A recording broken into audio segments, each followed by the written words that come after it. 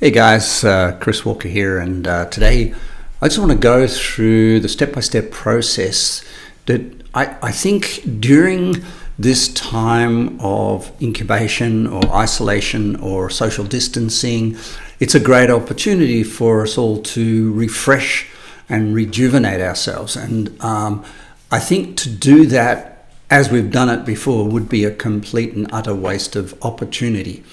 It's a golden time for you to become more powerful, to become more resilient, to become more spiritually connected, and to deal with chaos and turmoil and change in the world and your life better than you've ever done before.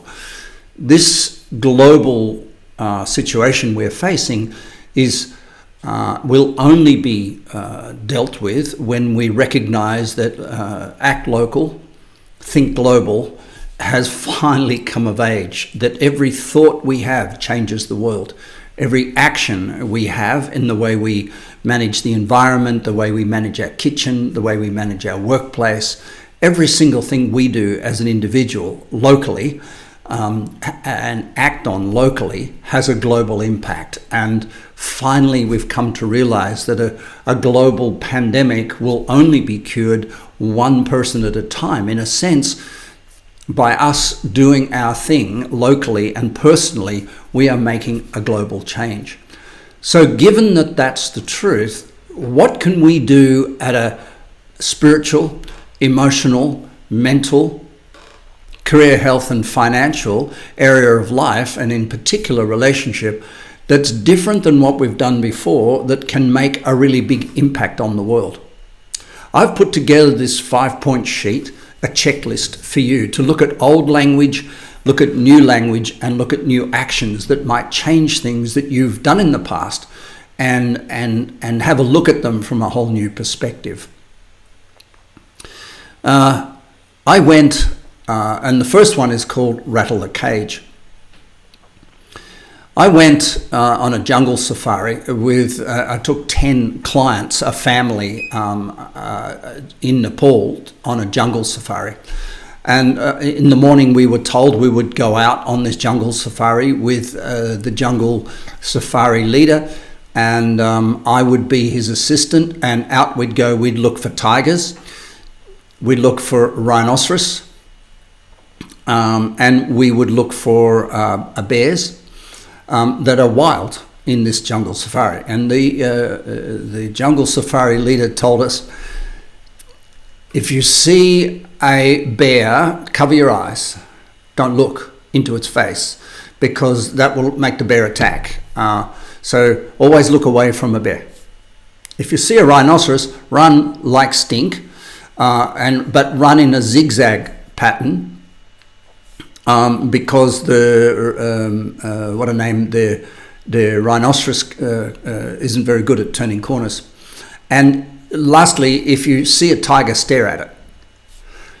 Stare it straight in the face, because this will be a standoff, and the tiger will, if you hold your space, stand down. These instructions that I was given on this particular occasion with these 10 people were really clear. I had no problem with the instructions. However, my job was to be at the back of the group. And I remember watching TV shows where the last cowboy or the last soldier or the last person was always the one the enemy picked off. So as we went into the jungle on foot, the leader of the group, the jungle safari leader, all he had was a stick. I expected him to be carrying a machete, a handgun, and a machine gun, or at least a rifle, to ward off any attacking animal, but no, he had a stick. And he had a set of instructions which, as far as I was concerned, everybody knew really clearly. What was it again? To stare at the tiger, to keep your eyes away from the bear, and to run like stink from the rhinoceros in a zigzag pattern. And off we started to walk. And as we started to walk along this trail, and I was at the back, I started to think of the impending danger that I'd put everybody into, but most importantly, the danger I'd put myself into. And as I started to think along these lines, the clarity of the functions that I had to perform under stress became less.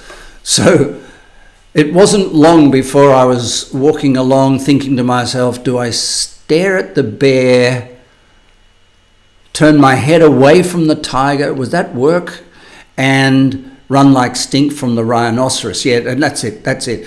And then I'd go along a little bit further, and what happened was the more fear I developed, the more worry I developed, more anxiety I got about the situation, the less clear my head became. Until such time as I was at the back in a lather of smelly sweat, which was probably going to attract a bear and a tiger and a rhinoceros to attack me. And I knew it.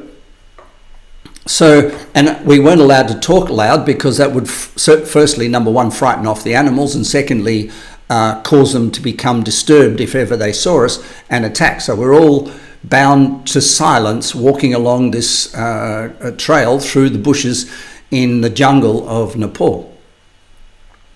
I'm at the back and I literally was shitting my pants. I just lost the structure of what to do in a time of danger.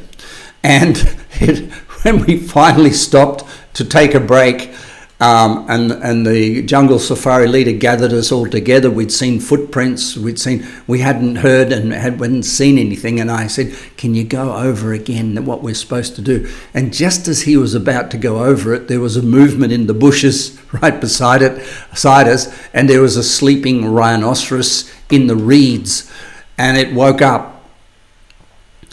The part of the instruction I remember really clearly was run like stink, and in a zigzag pattern. Well, forget the zigzag, I just ran like stink.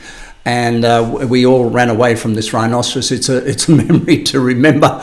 We luckily didn't see a bear or a tiger, because still to this day I get confused when I think about it. Now, why am I telling you this story? Well, it's an important story because what we do in the cold light of day, in the calm of no virus, in the calm of good pay, when we're paying our mortgage and there's no stress and we're not reading the media and we're not flooded by information, what we do in that light is completely different to what we think, or the part of our brain we use to think when we're under duress.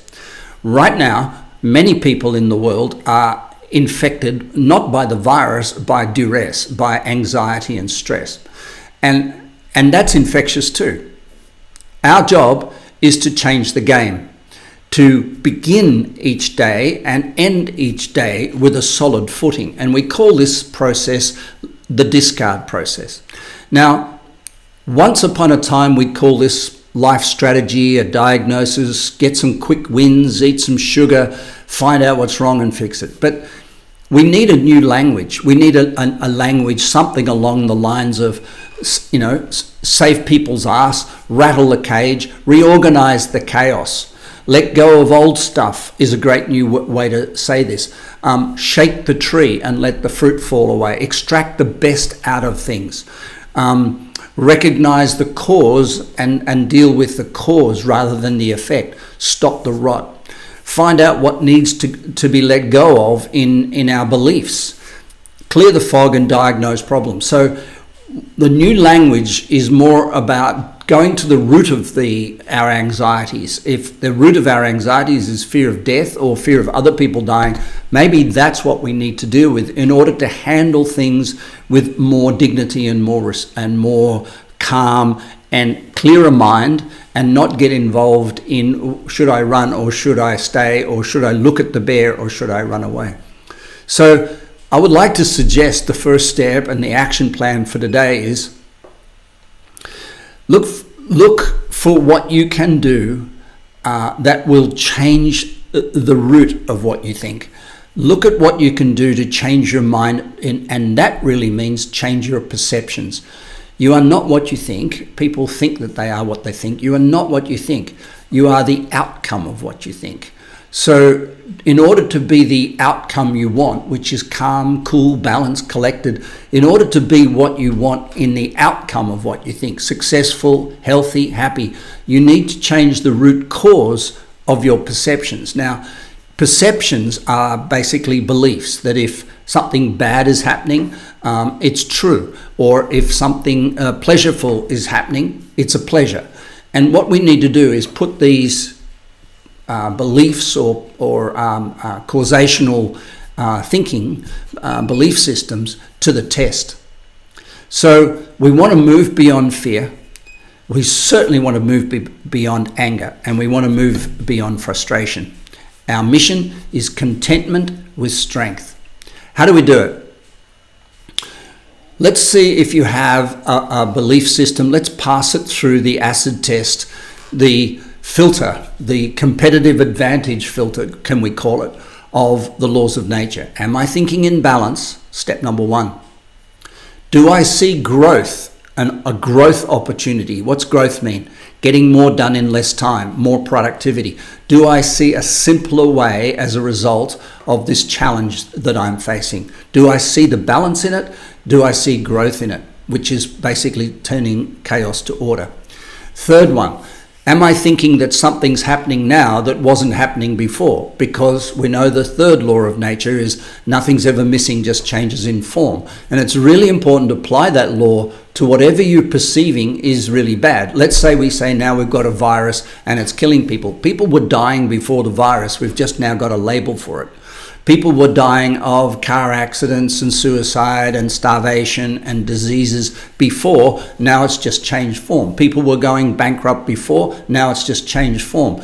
The sense of loss and the sense of now threat has always been there. It's just been in a different form. And what we have to recognize now, that nothing has really changed. It's only changed in form. And this gives us great peace. The next filter it passes through is, am I thankful for it? Now, thankfulness for a virus is really difficult, but thankfulness for a challenge, thankfulness for a global challenge, thankfulness for something that makes us question ourselves, thankfulness for these things needs to be there for us to be balanced, centered and calm, to be able to, question the belief systems that we're building our reactions to. Last but not least, how does it fit with my vision? There's a higher power. The last law of nature is the one and the many. I have one purpose, 7 visions, 49 goals. How does this situation fit with my vision, inspiration, and purpose? Now, the filtration of thought is about letting go of thought and letting go of those thoughts that don't fit with the universal laws, don't fit with truth, don't fit with nature, and therefore, how do we grow through challenge? I hope you've enjoyed this short presentation. I'll be doing step 2 very shortly. Bye for now.